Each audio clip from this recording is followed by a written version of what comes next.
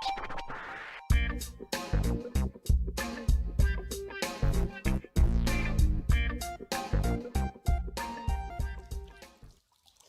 a favor da vida. Olá, eu sou o professor Claudinei e vamos falar sobre reação de saponificação. Embora não se saiba exatamente a sua origem, sabe-se que a produção de sabão é uma das mais antigas reações químicas descobertas. É provável aí que tenha sido descoberta por acidente numa fervura de gordura animal insolúvel em água, contaminada com cinzas. Nesse processo se percebeu a coagulação de uma massa esbranquiçada flutuando na mistura. Essa massa, utilizada para lavar roupas ou utensílios, se misturava à água, demonstrando uma ação mais eficaz que a água pura, para remover gordura e outras sujeiras que são insolúveis em água. Bom, mais tarde os sabões passaram a ser produzidos a partir da reação entre gorduras animais e óleos vegetais e soluções alcalinas, por exemplo, hidróxido de sódio ou hidróxido de potássio. Essa reação ficou conhecida como saponificação, como a gente vê nesse esquema embaixo, onde eu tenho um óleo ou uma gordura, que é um éster, reagindo aí com a base, o hidróxido de sódio, formando aí o sabão, que é um sal de ácido carboxílico, um sal de ácido graxo, um ácido carboxílico de cadeia longa e formando aqui um triálcool, a glicerina.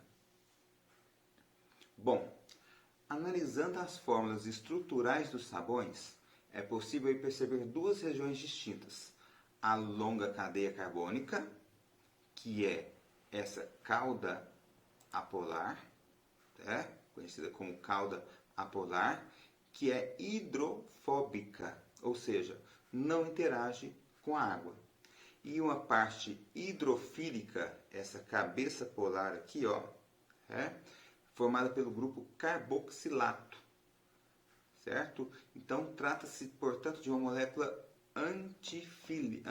anfifílica. Isso apresenta duas regiões com características de polaridades distintas. A polar, a hidrofílica, que é essa do carboxilato, e a apolar, a hidrofóbica. Polar, hidrofílica e a apolar, hidrofóbica. Bom, por suas propriedades anfifílicas, os sabões atuam como tensoativos, ou seja, eles reduzem a tensão superficial da água e permitem aí que óleos e gorduras que são insolúveis em água, eles possam ser nela dispersos na forma de emulsão. Quando um sabão é dissolvido em água, as suas moléculas se organizam em agregados aí denominados micelas, nos quais a região hidrofóbica, que é interna, não interage com a água, ao contrário da região hidrofílica, que é externa, que interagem com a água aqui. Então, nós temos aí a forma estrutural de um sabão no meio aquoso. Então, a gordura fica aqui dentro dessa micela e a água arrasta essa micela, pois a parte externa dela, ela interage. Gordura, elas são constituídas por moléculas apolares, portanto, elas são insolúveis em água. As moléculas do sabão, elas conseguem interagir com a gordura pela parte hidrofóbica, daqui de dentro, envolvendo enquanto a parte hidrofílica interage com a água. Esse sistema água mais sabão mais gordura é o responsável pela limpeza, pois a água arrasta consigo as moléculas de sabão e, por consequência, as moléculas de gorduras estão aprisionadas no interior daqui da micela. Para que esse arraste seja eficiente, no entanto, é preciso aí que o óleo dentro da micela esteja dividido em pequenas gotículas, para que elas assim possam dispersar na água. Tal processo ele não acontece pelo simples contato aí entre o sabão e o óleo. Aí se faz necessário a agitação, né? Que é esse movimento de esfregar uma bucha, né? Quando a gente esfrega uma roupa ensaboada ou uma esponja na louça. Então essa agitação se faz necessária para que essa micela interaja aí com a gordura, fazendo com que a gordura fique dentro dessa micela, e a água faça o arraste, né? Por conta dessa parte polar na parte externa dessa micela. Bom, eu coloquei aqui uma curiosidade, né, do banho. Até então, o banho, a gente pode dizer que o banho foi conhecido aqui no Brasil, né? Os colonizadores portugueses, recém-chegados aí no Brasil, incorporaram o hábito de tomar banho imitando os índios brasileiros, porque antigamente não se tomavam banhos todos os dias igual é hoje, né?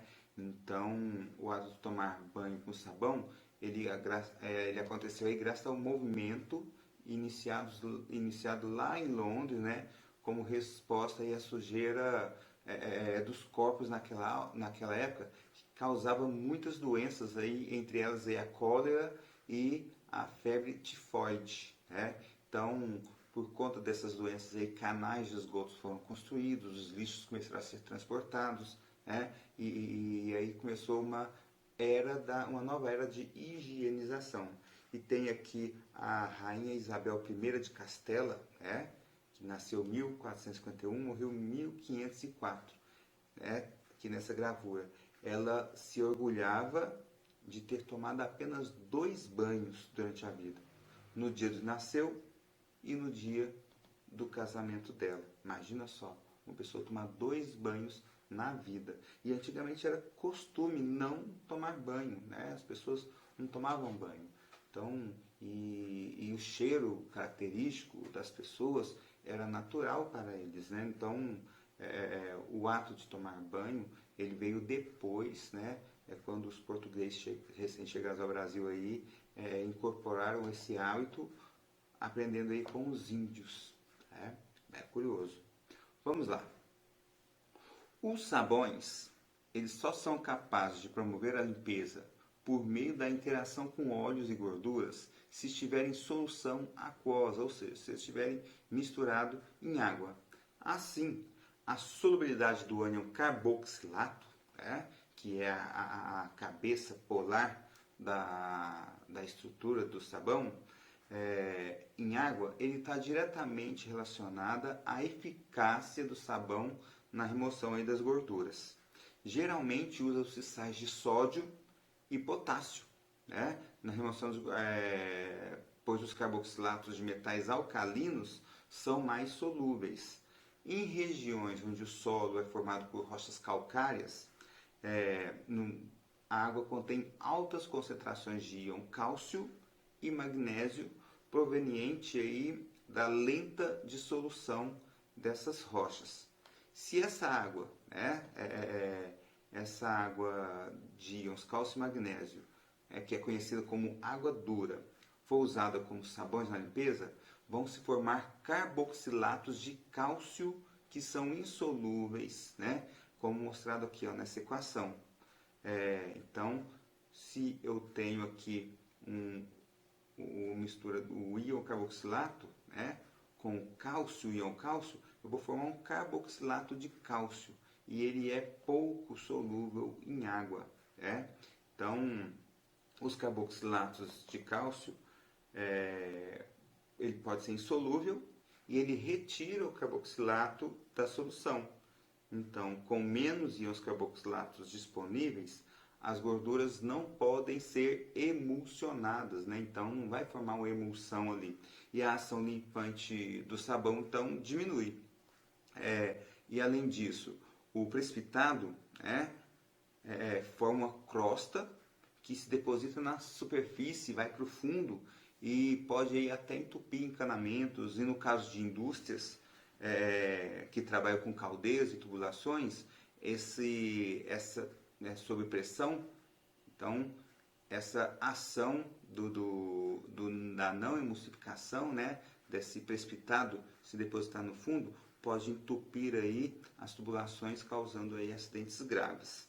Então, o sabão é importante, vocês só são capazes de promover a limpeza por meio da interação de óleos e gorduras se estiver em solução aquosa, se estiverem misturados em água.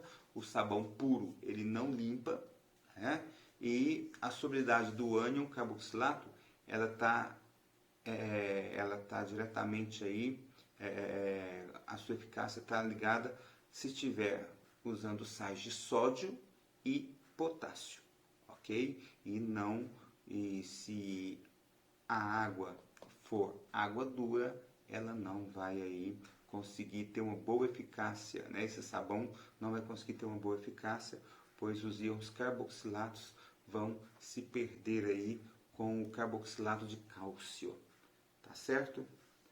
Bom, essa aí foi a nossa aula sobre básica, né? Sobre saponificação. Claro que tem muito mais coisas sobre saponificação para ver, inclusive como resolver esse problema aí da água dura, né? No caso, usando aí detergentes, e aí entra questões de reações de sulfonação, que a gente pode abordar aí numa próxima aula, ok? Um molde de abraços, até lá, bons estudos!